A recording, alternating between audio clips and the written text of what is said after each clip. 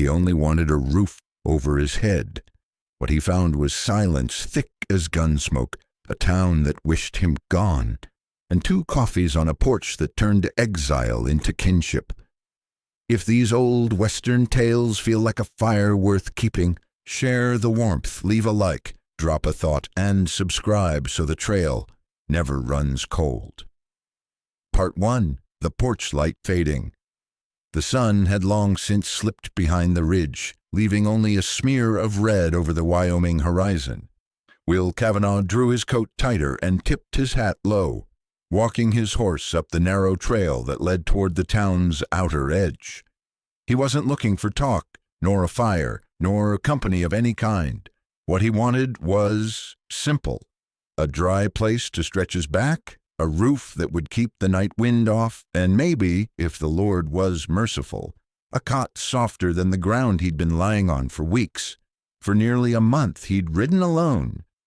A man could get used to silence that way, though it was a dangerous sort of quiet. It had edges sharp as a broken bottle. When a rider spent too long with nothing but his own horse for company, every sound out there on the plain seemed to carry meaning. Every coyote's cry sounded closer. Every creak of leather or jingle of a spur belonged to someone who might or might not mean him harm. Will had learned never to trust the silence fully. The world had a way of filling it with something you didn't expect. The little town of Dry Creek lay ahead, a scatter of lanterns in the distance. He hadn't planned on stopping, but the night had turned cold, faster than he figured. The horse's breath came out in small white clouds. Will felt his ribs under the coat. He'd lost weight these past weeks, and the idea of a roof, any roof, had grown too tempting. What he didn't know yet was that beyond those lanterns waited something he had spent half his life avoiding. Other people, women to be exact. Women who carried with them a kind of trouble Will thought he'd sworn off forever. He had lost one once, not to death, not to sickness, but to betrayal, the kind that sears deeper than a bullet. Since that day he had carried the scar inwardly, where no doctor could stitch it closed. He rode past the last corral, through the dim outline of cottonwoods, until the town opened before him. Nothing much, just a saloon with peeling paint, a shuttered mercantile, and a boarding house with a porch light still burning. He dismounted slowly, stiff from the saddle, and tied his horse at the rail. The smell of wood smoke drifted faint, and through the window of that house came a sound he had not heard in many months. Laughter. Women's laughter. It stopped him. He had meant only to rent a bed, leave at dawn, and carry on westward. But that laughter, light as chimes in the wind, carried something strange. Not welcome, not danger, but a question. It was enough to put a man back on his heels, to stir something long buried beneath the dust of miles. Will pulled his hat brim lower and stepped toward the boarding-house door. He thought he was seeking a place to sleep, but before the night was through, he'd come to understand that sometimes the West offered not what a man wanted, but what he needed, and that often came dressed in ways he'd least allow himself to trust. The porch light flickered as he pushed the door open. Inside, 3 pairs of eyes turned toward him, all belonging to women. For the first time in years, Will felt the ground shift beneath him, as if the silence he carried had finally met something heavier, stronger, and utterly unplanned. Part 2. The Barn in the Wind. The barn leaned with the years, its roof patched in tin that caught the late light and threw it down in dull flashes. Ethan pushed the door open with his shoulder, letting the scent of hay and horse sweat drift past him. Dust motes danced in the shaft of sun that slipped through a crack high in the boards. He set his saddle down as though he'd done it 1,000 times, though this was not his place, not his land. He only needed a roof, a few hours where the night wind could pass without clawing at his bones. His boots scuffed over dirt hard packed by hooves. The rafters held the weight of years, sagging under the memory of storms, yet still standing. He ran a hand along a post, rough with age, and felt the steady throb of the wind outside, the timbers groaning as if alive. A man who spent too many nights under open skies comes to recognize shelter in small things. This barn, for all its wear, would do. He found a patch of hay in the corner and lowered himself slow, careful, as though he didn't want to disturb the silence that filled the place. His back ached from miles of trail, each ridge of bone in his spine aware of the hard boards beneath the straw. He leaned against the wall and listened. The creak of wood, the soft stamp of a horse shifting in its stall, the far-off cry of a night bird. The quiet gave him no rest. It never had. A man could sit still, but the mind wandered, circling back to things he'd rather leave behind. He thought of nights when barns had been denied him, when doors stayed closed, and he carried his bedroll out to the rocks. Folks saw him coming and measured him quick. Stranger, drifter, a weight they did not want. Suspicion met him before any word. He had stopped expecting more. He drew his coat tighter and reached into the inner pocket, touching the worn edge of a folded paper. He didn't take it out. He never did unless he had firelight and no one near. Some things belonged to silence. Wind shoved hard against the siding, making the whole barn shudder. He closed his eyes, but not for sleep. His ears stayed sharp, listening past the storm. A man who'd been hunted once never forgot the habit. Every scrape, every groan of timber could hide a footstep. He waited, the way he always did, for something to break the stillness. And it came. A door latch, metal against wood, faint but certain. He stiffened, hand instinctively going to the knife at his boot. His breath slowed. Through the slat of the stall, a shadow shifted. Not one, but several. He caught the muted whisper of skirts brushing hay, the quick intake of breath not his own. He did not move, only opened his eyes wide to the dark. The barn was no longer empty. He was not alone. Part 3. The Bitter Stew. Nettie Malone moved like a woman who had learned how to keep a house standing against weather and men alike. She slid a trivet to the stove's lip, lifted the lid with a twist of wrist that saved her fingers from the heat, and let out a quiet, satisfied breath. "Stew's ready," she said, and the words were half to Eli, half to the room itself. "Sit a while." Eli Tanner eased down at the small table by the window, careful with the chair as if the house were listening. Rain worked the panes in fine needles. The wick in the lamp had been turned low, just enough light to make a circle on the table and leave the corners of the room to their own business. His coat hung on a peg to dry. His gun belt lay heavy across his thigh where only he could feel it. From the rocker by the hearth, Clara Boyd watched the bowl in Nettie's hand, the way a sparrow watches a cat. She had a look about her of wanting to be useful and not knowing where to put it. When she rose to fetch a spoon, her foot caught in the braid of the rug and the basket of mending slid. She righted it fast, cheeks flushing the color of frost-bitten apples. "Sorry, Miss Nettie," she murmured. "Mind your feet," Nettie said. It came out like advice, but there was a wire in it. The stew came thick and brown, a friendly enough smell at first, beef, an onion, and something green that had given up its ghost to the pot. Eli cupped his hands around the bowl, letting the heat sink to the bones. He had eaten worse at cold camps. He had gone without. The first spoonful rose, and he blew across it by habit, more to let his mind make itself up than to cool the bite. Salt lived there in that mouthful, too much of it. A man could taste the grain, then under it came a shadowy bitterness, like a green plant boiled past reason or a metal edge laid across the tongue. Not enough to fling the spoon aside, just enough to leave a question. He let the mouthful go down and felt it settle like a rock. He took a second bite because sometimes a pot will play fair after the first. Storm set in for the night, Nettie said, ladling her own portion. She didn't sit. She had the kind of energy that keeps standing until everything in a room is quiet and right. Road won't be fit till noon tomorrow. You'll want a bed. Reckon so, Eli said, and made the words unimportant. Clara came to the table with a folded napkin and the spoon he didn't need yet. Her fingers were nimble enough when they weren't dropping things. The thimble on her forefinger gleamed when the lamp caught it.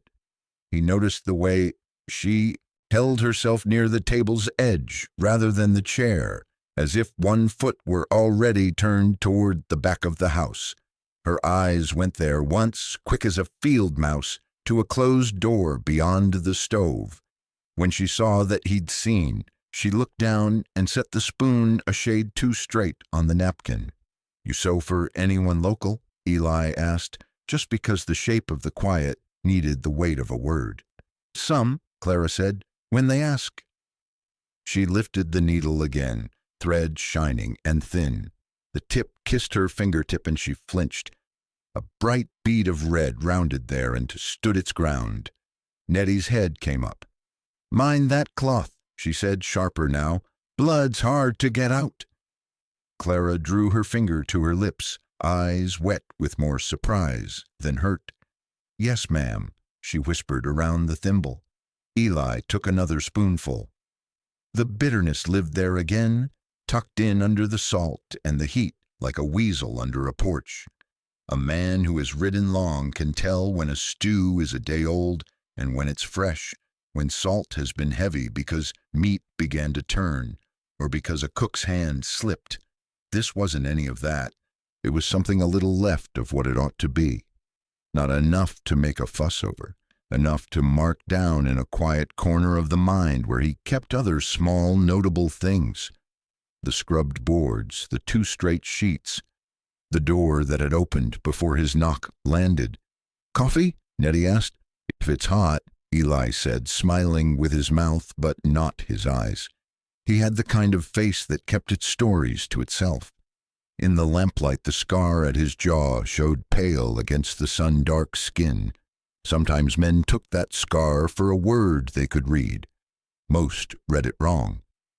Nettie poured from a pot that had lived a long time on that stove.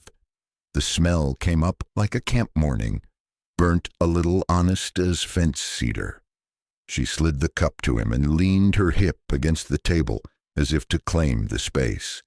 "Where you headed, Mr. Tanner?"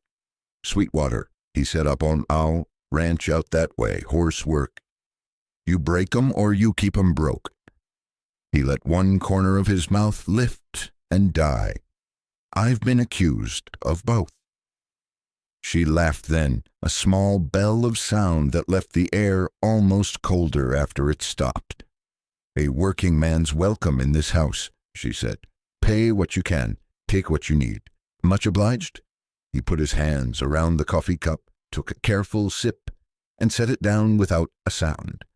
The heat ran a line out to his fingers. Somewhere in the back of his head, a slow thought moved from one fence post to the next.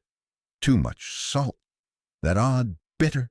The girls glanced toward the back, the way Nettie's smile lit and went out like a match in wind. "Sweetwater's a stretch," Nettie said, filling her own cup. "Not drinking? Land out there runs to sage and wind for a long piece. A man could get lost without meaning to."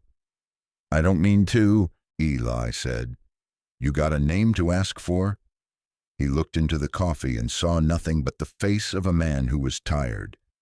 "They know me," he said, and the words fell into truth without making a sound when they landed. Folks did know him, one way or another, some by the quiet of his coming, some by the quiet after.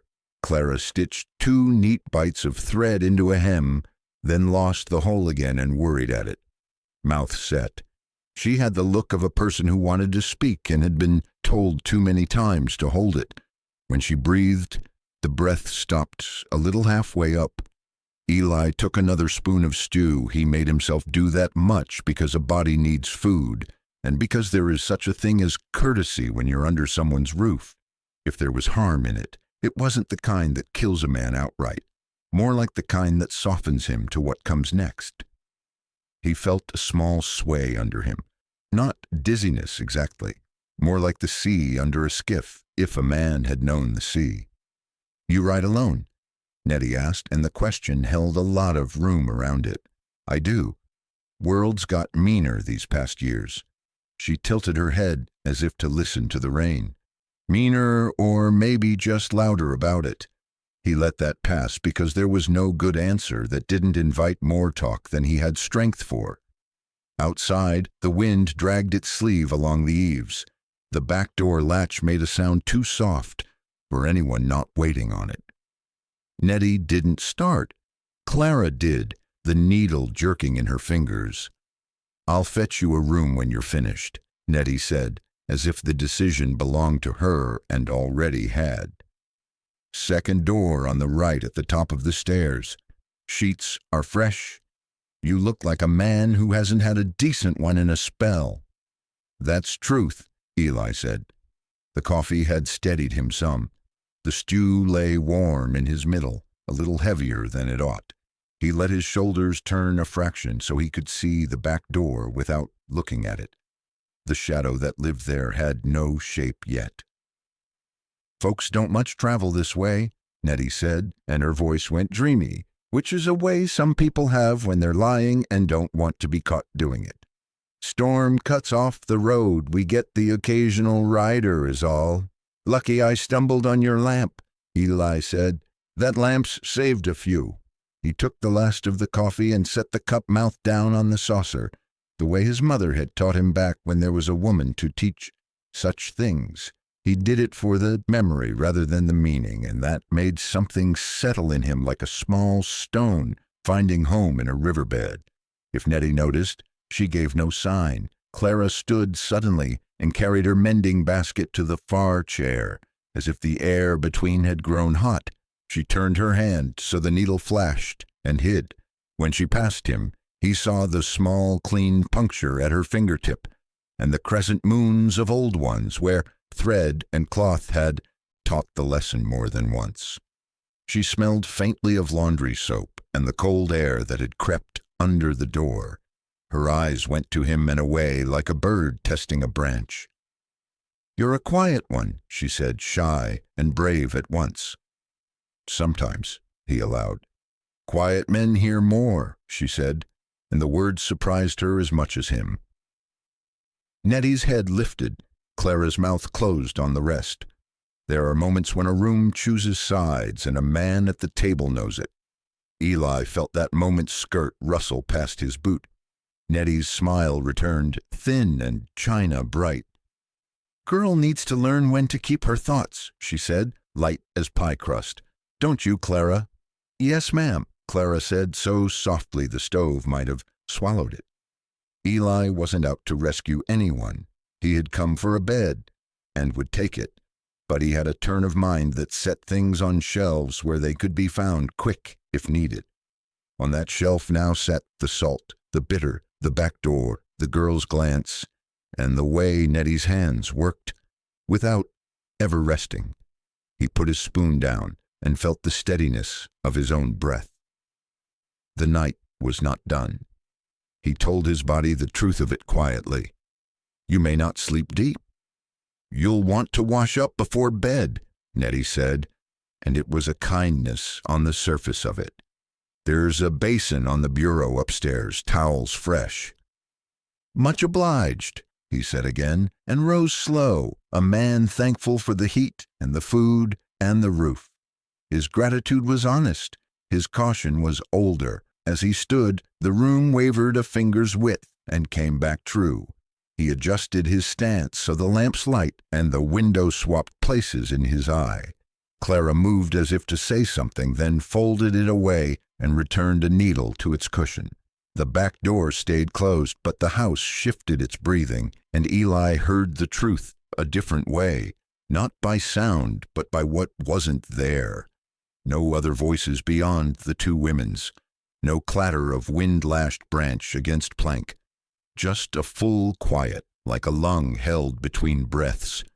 He set his hat on his head because a man looks more himself, with it there, and nodded to Nettie, who nodded back in a way that put the stair under his feet.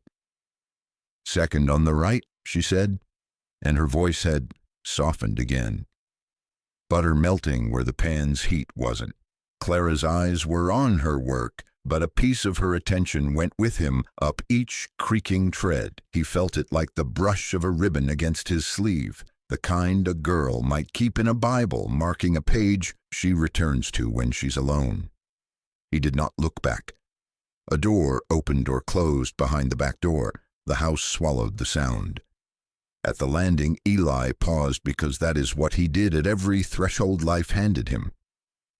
He put his palm flat against the wallboard and felt the heart of the place, the way a man will lay a hand on a good horse's shoulder until the animal knows him. The wall was warm, where a stovepipe rose, cool, where wind lived just on the other side of the siding. He breathed, slow and even. The weight of the stew lay in him like iron. He could carry iron, he had before. From below, Nettie called up softly, almost mother-kind. "You sleep now. Tomorrow's a long trail." "Always is," he said, and let the hush take the words. He found the second door on the right and opened it. With a careful turn, the room was tidy. He'd known it would be. The bed sat square to the wall. Sheets, crisp, blanket folded back to offer a man the mercy of ease. The basin shone in the lamplight, the pitcher brimmed. A small cake of lye soap waited on a saucer. Someone had set a sprig of sage in a jelly glass on the window ledge. It gave the air a clean, bitter brightness that said Wyoming as surely as any map. He set his gun belt where he could find it in the dark and eased down on the bed with the slowness a man uses when he's listening to something more important than his own bones. The weight moved through him again, dull, persuasive, asking a man to surrender the edge he had spent years keeping. He closed his eyes a moment to consider the request and opened them again because the answer was no. Downstairs, a chair leg whispered against the floor. The back door latch spoke once, delicate as a pin setting home. Eli lay still, watching the lamplight stall and gutter on the ceiling as a gust took the chimney and left it. The room smelled of soap, clean cloth, a thread of stew that had drifted up the stair and decided to stay. He swung his feet to the floor and stood up, not steady, not yet unsteady. In the washstand mirror, a tired man looked back, face long, eyes unreadable, hat pushed up a fraction to show he was alone. He leaned closer and found what he'd been looking for all along. Not a sign in his face, but the habit still alive behind it. You ride into a storm, you ride out of it. You go through a door, you mark the hinges on your way. You eat a stranger's supper, you count the steps between the table and the back way out. He washed his hands because it was something to do that made sense. The water was cold enough to find the bones and bring them news. He listened. The house breathed. The wind shouldered the eave. Far off, a horse stamped once at the rail, and Eli could tell you which hoof. He dried his hands and lowered the lamp 2 turns, enough to leave the room in a kindness of shadow. The bed waited. A man could fall into it and never know the moment of falling. He stood an extra heartbeat because sometimes a heartbeat is all the difference a life asks for.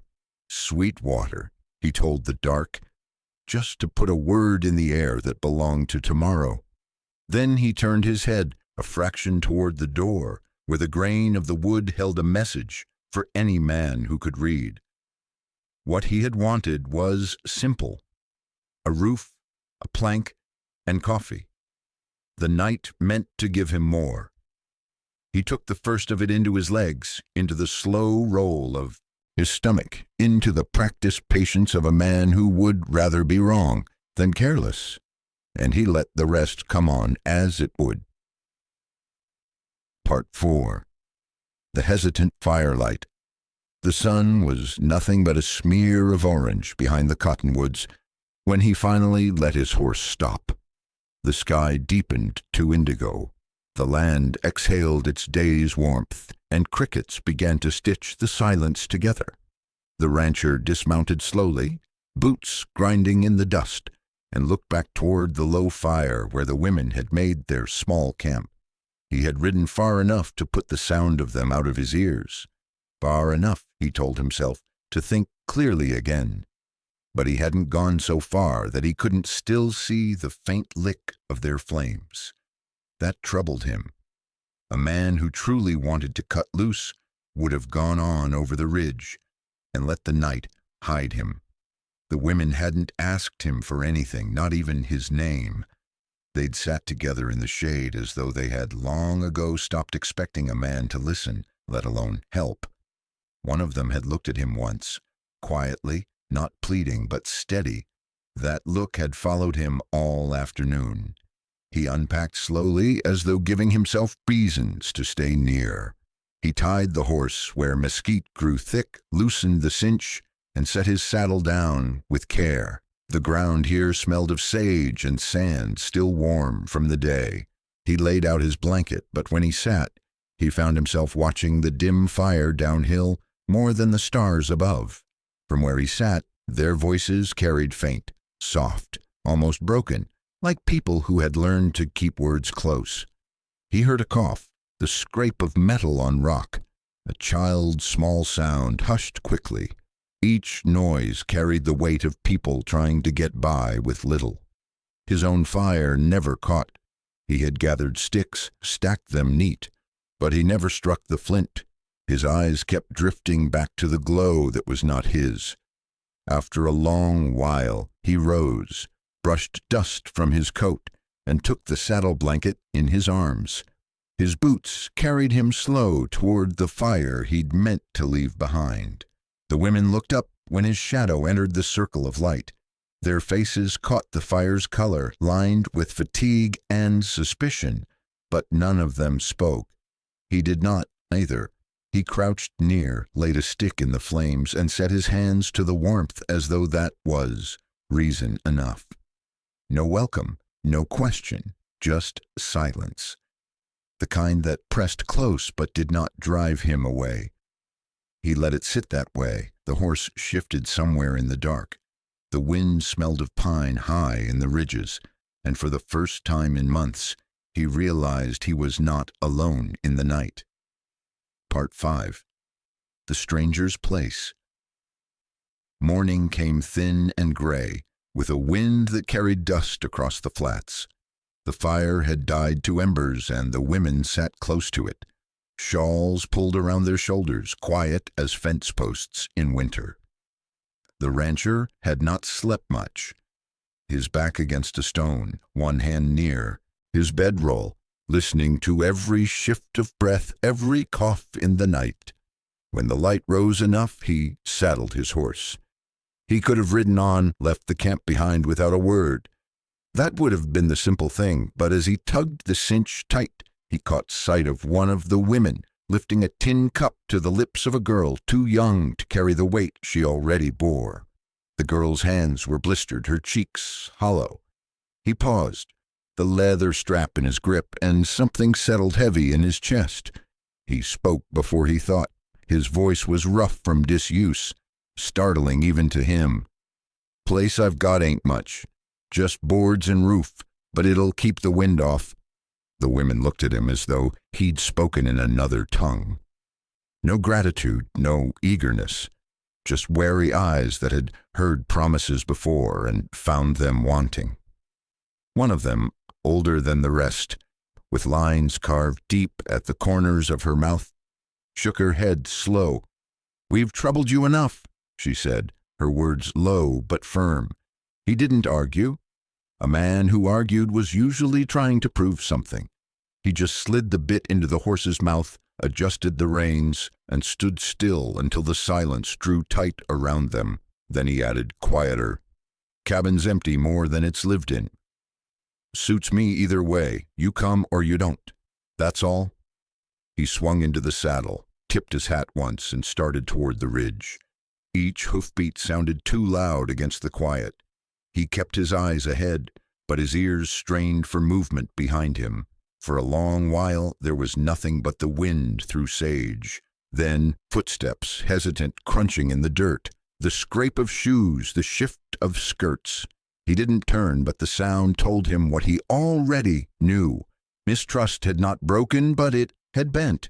The women followed, not close, not as companions, but as people who had run out of places to sit and wait. By the time the cabin came into view, a low shape of logs hunched against the rise.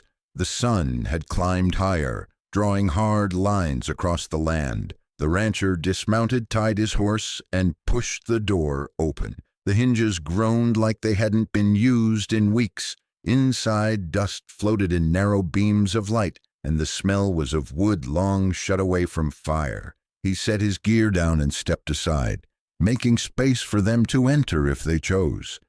They lingered at the threshold, eyes sweeping the shadows as though they might find danger waiting inside. One of the children pressed against her mother's skirts, peering in at the rough-hewn table and the cold hearth. No invitation came, no assurances, just an open door. The choice lay with them. And when the first woman finally stepped across the sill, it felt less like trust given than like exhaustion yielding. Still, it was enough to change the shape of that cabin forever. Part 6. Work Without Words. The cabin breathed differently once they stepped inside. Not louder, not livelier, just changed. The rancher felt it first when he stooped to stir ashes in the hearth. Before he could strike flint, one of the women moved past him without a word, knelt down and set tinder in a small pyramid. Her hands moved quick, practiced. Sparks caught, smoke curled, and soon the faint orange glow began to push back the gray. He didn't thank her. She didn't wait for it. The room simply warmed by degrees. Through the morning, each of them found something to do. A young girl gathered fallen twigs just outside the door and stacked them neat. Another woman pulled a rag from her bundle and wiped the table's surface, her arm moving in slow circles, lifting years of dust. One hung a shawl across the drafty gap near the window. The child, who had pressed against her mother's skirts, sat on the floor with a piece of charcoal, drawing crooked lines on a split board as though to remind herself the silence wasn't empty. The rancher busied himself with the horses. He brushed dust from their coats, checked hooves, mended a frayed strap on the halter, but he kept glancing at the open doorway. Each time he looked, he caught another small change. Smoke trailing from the chimney, the faint clatter of tin bowls set out, a figure carrying a bucket of water from the creek. No voices, just the sound of work settling into place. When he came back in, the cabin smelled faintly of sage and wood smoke. A pot sat on the hearth, water warming. One woman broke pieces of dried cornmeal into it, stirring with the kind of care that suggested she had done it countless times before, perhaps for someone who never came home. The rancher stood near the doorway, hat in hand. He had lived long years with the notion that silence was a wall, something that kept him apart from the world. Yet now he saw silence could be something else, a bridge laid in small motions, a fire stoked, a floor swept, a pot stirred. No one asked if they might stay. No one said they belonged. But as the day thinned into evening, the cabin no longer looked abandoned. The shawl at the window shifted with the draft. Bowls sat ready on the table, and the hearth carried a steady flame. When the women settled onto bedrolls along the walls, the rancher pulled his chair near the fire. He poured black coffee into a dented tin cup, steam rising into the dim air. He thought of setting a second cup beside it, as he had done in years past. His hand even hovered near the shelf where it waited, chipped but whole. Instead, he left it there, for now. The fire cracked. The child's charcoal lines sprawled across the board near her small hand. Outside, coyotes sang at the edge of the hills. Inside, no one spoke, but the silence had turned, softening into something that might one day be mistaken for peace. Part 7. Shadows of the Past. The news always traveled faster than the wind on the plains. By the third day, word had already reached the nearest saloon. A loner rancher had opened his door to women who weren't kin, who had no name the town cared to speak. Folks carried the talk with them like burrs clinging to trousers, spreading it at the general store, over poker tables at the blacksmith's anvil. The rancher felt it before he heard it. He sensed it in the way a rider slowed near his fence line, in the glance that lingered a second too long at the creek crossing. In town, they might have called it curiosity. Out here, it felt like judgment. That evening, as the sun dropped behind the ridges, he sat on the porch sharpening his knife. The whetstone rasped steady, each stroke matching the pull in his chest. The cabin behind him glowed faint with firelight. From inside came the faint clink of tin spoons against bowls. The softest murmur of a lullaby hummed under breath. He realized it had been years since any sound in his house had come from anyone but himself. The child had drawn again that day, this time on the hearthstone, crooked marks that looked like hills and stars. When he glanced down, he saw her chalky fingers gripping her mother's sleeve. She hadn't spoken a word. Neither had the others. Yet somehow they had placed pieces of themselves inside his walls. The patch sewn across a torn blanket, the herbs tucked near the window to dry, the half-full bucket always by the door. But as shadows stretched across the yard, the rancher's past pressed close. He thought of the winters when the wind rattled through the cabin, and nothing waited inside but his own hollow echo. He remembered faces in town who had looked at him the way they looked at a stray dog, something best kept outside. He had learned not to expect anyone to step in, not to hope for a voice in the silence. Now there were 6 voices he had not yet heard, and still he wondered what it might cost to keep them here. The West had its ways of punishing a man who carried more than his share. A shape moved at the edge of the trees, just a rider cutting across the far ridge heading back toward town. But the rancher's hand tightened on the knife all the same. The stone slipped, the blade caught light, and in that gleam he saw himself reflected, a man half buried in quiet, now holding something too fragile to show. Behind him, the lullaby faltered, then stilled. One of the women must have looked toward the window, sensing the change in him. He didn't turn. He set the knife down slow, brushed steel filings from his palm, and stood. The horizon burned orange, then dimmed. He thought of the second tin cup on the shelf. He thought of how it had never left its place because there had been no one to claim it. The night was coming, and with it, the eyes of a town waiting to see if he would fail. He pulled the door closed behind him, the latch clicking in the dark. For the first time in years, the sound didn't echo. Part 8. Test of Belonging. The next morning, clouds hung low, dragging shadows over Dry Creek like a damp blanket. The rancher saddled his horse and rode into town. Supplies had run thin, flour, coffee, lamp oil, and though he would have rather kept to his ridge, the women and child needed more than his quiet stubbornness could provide. The town's main street stirred as he came in. Boots scuffed the boardwalk, horses stamped, and voices dipped low when his shadow crossed their doors. He felt it in the stillness that followed him, as though folks were holding their breath until he passed. At the general store, he tied his horse and stepped inside. The bell over the door jingled, too cheery for the weight he carried. Behind the counter, old Mathers lifted his head, chewing slow on the stem of a pencil. His eyes narrowed just enough to be noticed. "You'll need more than beans this time, I reckon," Mathers said, scratching the back of his neck. "Word is you've got company." The rancher didn't answer.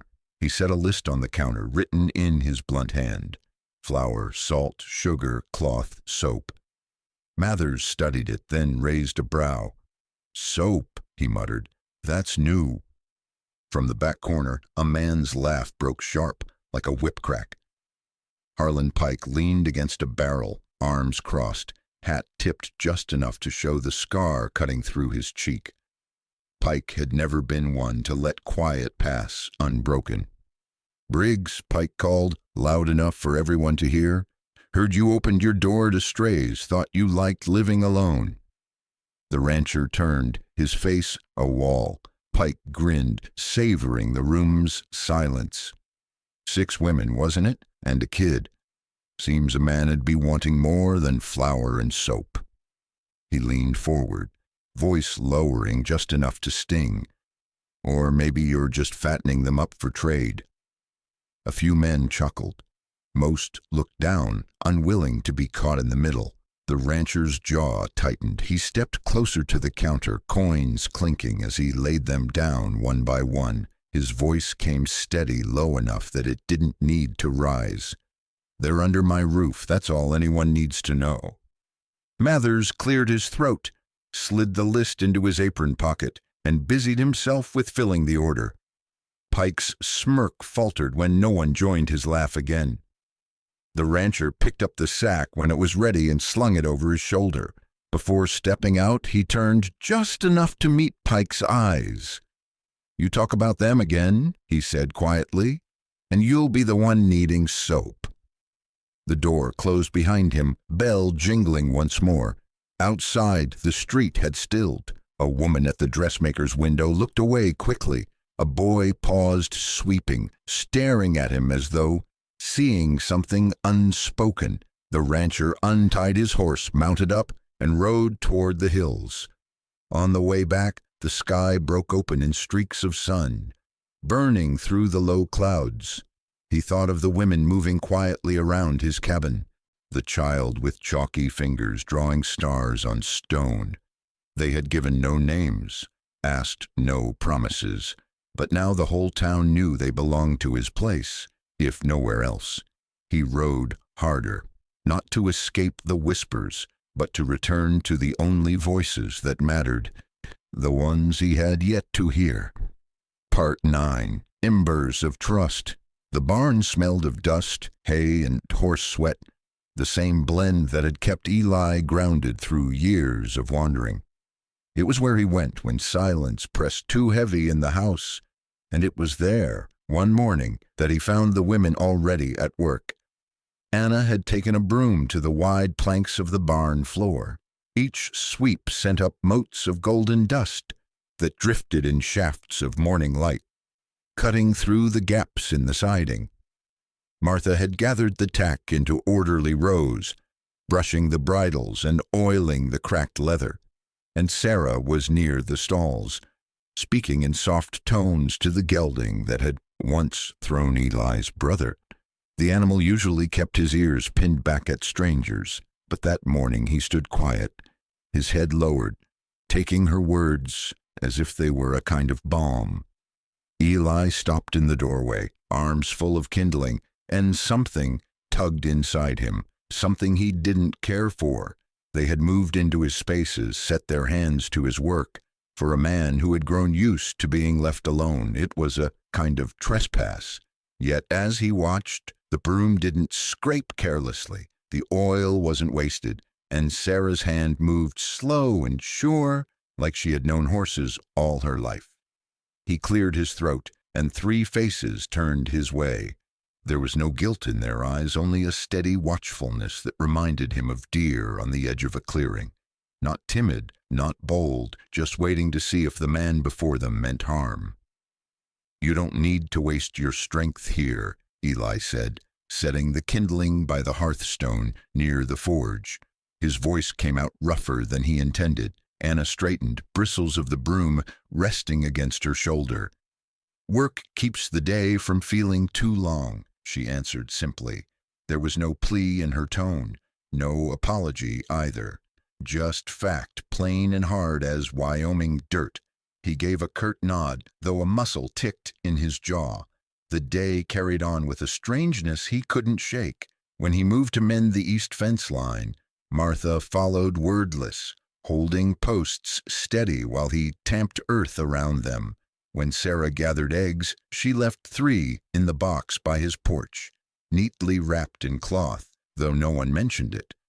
And when the sky turned to amber fire at sundown, Anna had beans simmering in the iron pot without being told.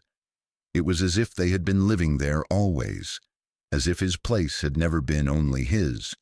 That night, with the wind moving restless through the cottonwoods, Eli sat on the porch step with his rifle across his knees. Old habits of watchfulness had never left him, and something in his bones whispered that calm seldom lasted.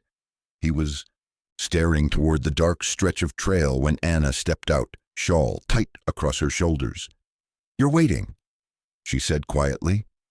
Eli didn't look at her. Always something to wait for.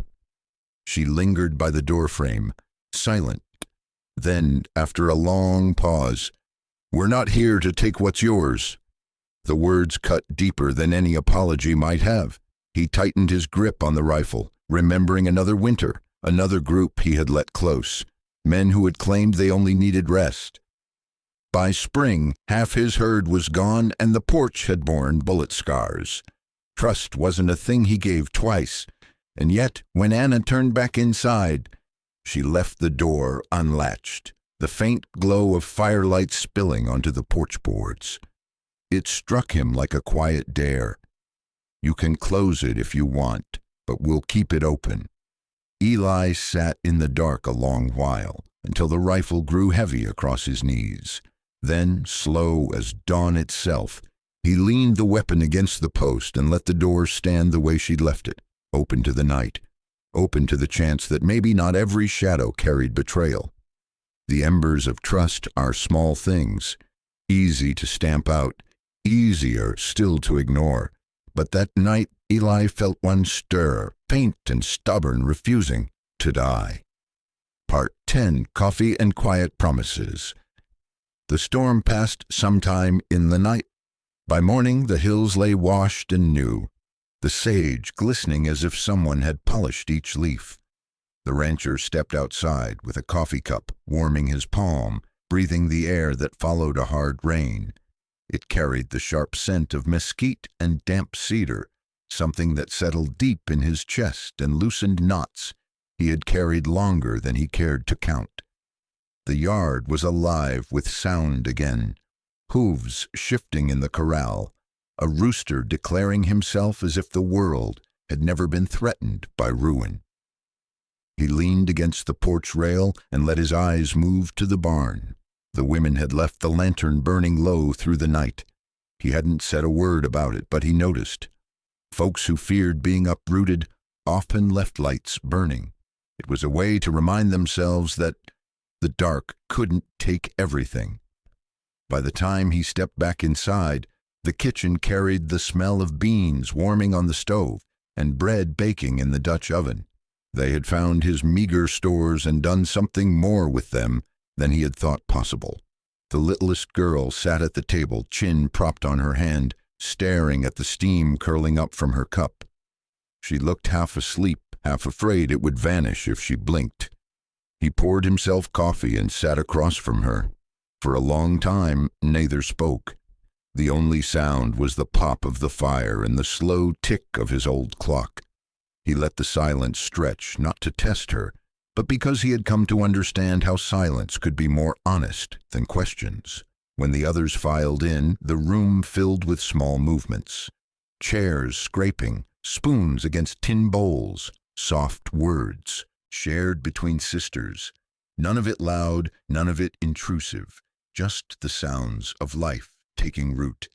He watched them without making it obvious, and something inside him shifted. It wasn't sudden, it was more like watching a creek, slow and steady, find its course through stubborn rock. He had told himself he'd give them shelter until they found something better. But that morning, with the steam of coffee rising between them, he began to see the lie in that. The eldest, always guarded, set a plate in front of him, bread split open with butter melting into its seams. She didn't look at him when she did it, just placed it there with the quiet dignity of someone who refused to beg, yet understood the value of small gestures. He studied the bread a long moment before lifting his eyes. She finally met his gaze, and for the first time since she'd walked across his threshold, there was something soft in it. Not trust, not yet, but the beginning of it. He nodded once, slow, and took a bite. The taste was simple, a little rough, but it carried more than flour and salt. It carried their effort, their will to make something from scraps. "Good," he said finally, voice low, rough as gravel. It wasn't just about the bread, and she seemed to know it. A hush settled around the table, the kind that wasn't empty but full of things unspoken. Outside, the land stretched wide and green under a fresh-washed sky, but inside that kitchen the rancher felt something he hadn't in years. Not relief, not easy, something quieter, belonging. Part 11. The Weight of a Name. The day worked its way into a quiet rhythm. The sky had cleared into a hard blue, the kind that made the air sharp as a blade, and the land smelled of wet sage and turned earth. He had mended fence lines most of the morning, the girls carrying rails and wire as best they could. None of them complained, though the smallest tired quickly and sat in the grass, tracing patterns with a stick. He let her be. Work had its own way of teaching, but so did rest. By noon he called a halt. They ate by the creek, bread from the morning and dried venison he'd kept in salt. The water ran clear again, carrying away the memory of the storm. He leaned back against a cottonwood, chewing slow, watching the current slide past. The eldest sat across from him, stiff-backed, her sisters leaning against her as if she were both shield and tether. He had been careful not to press them with questions. Folks who'd lost too much often guarded even their names. A name was more than letters. It was a stake in the ground, proof of being. To ask for it too soon was like driving cattle before they'd settled. They'd scatter, sure as dust in a hard wind. Still, as he chewed that tough strip of venison, he thought on how long a man or a child could keep walking nameless before the weight crushed them. When the meal ended, the younger girls strayed to the edge of the creek, tossing pebbles and laughing in bursts that sounded almost like children who hadn't seen hunger. The eldest remained. She pulled her shawl tighter, eyes fixed not on him, but on the steady water. He poured the last of the coffee from the tin pot, set his cup down near her. "Creek's older than any of us," he said, voice easy. "Carries what it must, leaves the rest behind." She looked at him then, wary, but not defiant. Something in her shoulders eased. A long moment passed before she spoke, her voice low, as if the name itself was fragile and might break if handled wrong. "Mary," she said, just that. One word carried across the hush of water and wind. He didn't nod, didn't smile, just let it settle between them like a seed finding ground. Names weren't gifts to be tossed around. They were burdens shared. After a time, he said, "Good name." Then he rose, dusting off his hands, and turned back to the fence line. She watched him go, her face unreadable, but he caught the smallest shift, the way her chin lifted, as though speaking it aloud had given her back some piece she thought lost. The others called her Mary that afternoon, and she didn't stop them. The sound of it wove through the ranch yard like new thread in an old coat. That evening, when the lamp was lit and the fire banked low, he sat at the table with his ledger book open. For years it had held nothing but tallies, hay bales, stock counts, debts marked in blunt figures. Now, without fanfare, he wrote the name carefully across a blank margin. Mary. The ink bled into the 8-page, small and permanent. He closed the book and set it aside. Some weights were meant to be carried together. Part 12. Shadows at the Window. Night came down with a kind of hush that made even the coyotes keep their distance. The storm had wrung the land clean, and the stars hung low, sharp and cold, as nails hammered into black cloth. Inside, the house breathed with a new rhythm, small voices trading whispers, the scrape of spoons and bowls, the rustle of quilts being pulled up against shoulders. He sat at the table after supper, the ledger still closed where he had left it. The lamp's glow pooled over his hands, roughened by years of rope and weather. Across the room, the girls had settled on their pallets near the fire. Their breathing came slow and steady, save for one who stirred now and then, half waking to make sure her sister was close. He leaned back in the chair, pipe cold between his teeth. It had been years since the house held more than his own silence. Even with their quietness, the presence of children shifted the walls, filled corners long hollowed by wind. The sound came faint at first, hoofbeats muffled against damp earth. He stiffened, listening. Not a rider passing on the distant road, too close.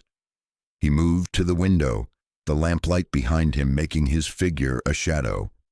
Outside, along the fence line, he caught a darker shape against the dim starlight. Then another, horses, men, moving slowly, as though testing how near they could come without being seen. The old ache in his ribs, the one that never quite left after a fight years back, throbbed in warning. Trouble had a way of circling land that looked like it might finally hold something worth taking. He reached for the rifle propped by the door, the wood familiar, worn to the shape of his hand. The girl stirred as he lifted it, Mary's eyes opening wide, fear sharp in the lamplight. "Stay put," he said, voice steady, not loud, not hurried, just iron laid flat. She nodded, pulling the smallest closer beneath the quilt. He stepped outside into the night air, breath clouding faint in the chill. The yard lay quiet, save for the creak of the windmill and the soft jangle of a horse's bridle somewhere out past the corral. He didn't call out, didn't challenge. Instead, he worked the lever once, loud enough to carry across the dark. The click and chambered round made its own kind of language, older than words. For a long while, nothing moved. Then hoofbeats again, retreating this time. The shadows peeled away from the fence line, melting back into the prairie. Whoever they weren't ready for a fight tonight. He waited until the sound was gone, then lowered the rifle but didn't put it down. He stood beneath the stars, scanning the edges where earth met sky before turning back inside. The girls were still awake, all eyes wide in the lamplight. He set the rifle back in its place, careful and deliberate. "Fence will hold," he said, simply. Then he banked the fire and sat in his chair, as though nothing more had happened. But when he reached for the coffee pot, Mary rose without a word and poured for him. She filled a second cup, too, setting it on the table beside his. The steam rose between them, small and steady. For the first time in years, the second cup didn't feel like a ghost's. Part 13. Harlan's Return. Morning broke pale and brittle, the kind of light that doesn't bring warmth right away, but stretches thin shadows across the yard. He was already outside, mending a length of wire near the south fence, when the sound came, a wagon wheel groaning, steady and unhurried. Not the skulking of midnight riders, but something heavier, resigned. Dust rose in the distance, and soon the figure came into shape, a mule pulling a sagging cart, reins slack in the hands of Harlan Cobb. It had been weeks since the man's name had carried through the town with anything but bitterness. Folks said he was drinking himself to ruin, that he slept in a tent barely standing against wind. He looked it now, eyes hollow, beard graying, shoulders bent.